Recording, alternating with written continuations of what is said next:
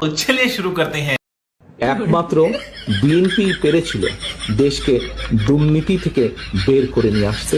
ইনশাআল্লাহ আগে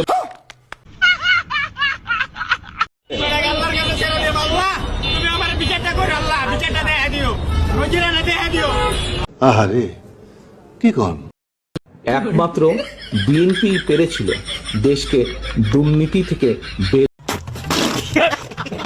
এমপি তো আমরা হবই। আচ্ছা কেউ ভোট না করলাম সরকার তাহলে তারেক রহমানকে দিয়ে দেন পাস না পাস ভোটাভুটির আর দরকার নাই। ভোটাভুটি দিয়ে কি হবে? ভোট দিলেও পাস, না দিলেও পাস। ঠিক বলেছো। এই দেশে আমরা কোরআন ও সুন্নাহর বাইরে কোন আইন আমরা করতে দেব না। বলেন কি? যে আমরা শরিয়া আইনে বিশ্বাস করি না। আমাদের সংগঠন পড়ে দেখবেন শরিয়া আইন বিশ্বাসের তো কথার ব্যাপারটা নাই কোথাও। আমরা তো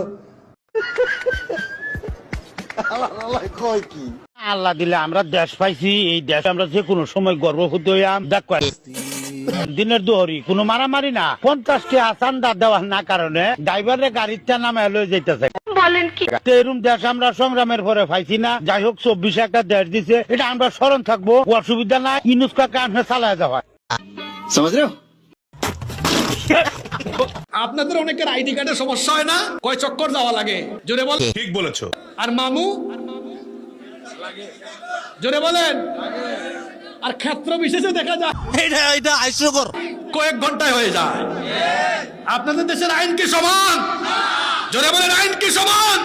তাহলে যারা বলে আইন সবার জন্য সমান, এটা একটা মারাত্মক প্রতারণা। ঠিক বলেছো। যেই বিএনপির নেতা কর্মীদের জন্য গত 15 বছর লড়াই করলাম, আহারে তারা আমাকে এখন ধাক্কা দেয়। তো ঠিক আছে, ধাক্কার বদলে তো ধাক্কা আসবেই, তাই না? সেটাই হয়েছে। বাংলাদেশের সূর্য ওঠে, সেটাও বিএনপির জন্য। সূর্য অস্ত যায়, সেটাও বিএনপির জন্য। এটা নিয়ে আর কথা বলার কিছু নাই। বলেন কি? 2026 12 ফেব্রুয়ারি আমরা এই ধানের শীষকে জয় করব। আচ্ছা এই আশাবাদ ব্যক্ত রেখে আমি আমার এই পথসভার সংক্ষিপ্ত বক্তব্য শেষ করছি। জয় বাংলা। বিএনপির কথা আমরা বলছি যে 21শে আগস্ট গ্রেনেড হামলার দায় অবশ্যই বিএনপি এড়াতে পারে না। বিএনপিকে আগামীতে ক্ষমতায় বসাতে হবে।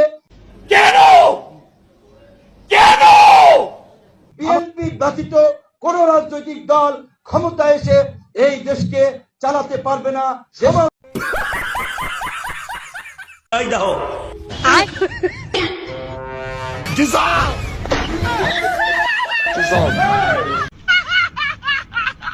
ওই দেখেন ওই অপদার্থ কি করে, দেখেন, দেখছেন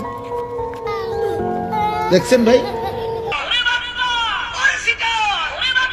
কি পরিমাণ বেহায়া। চিন্তা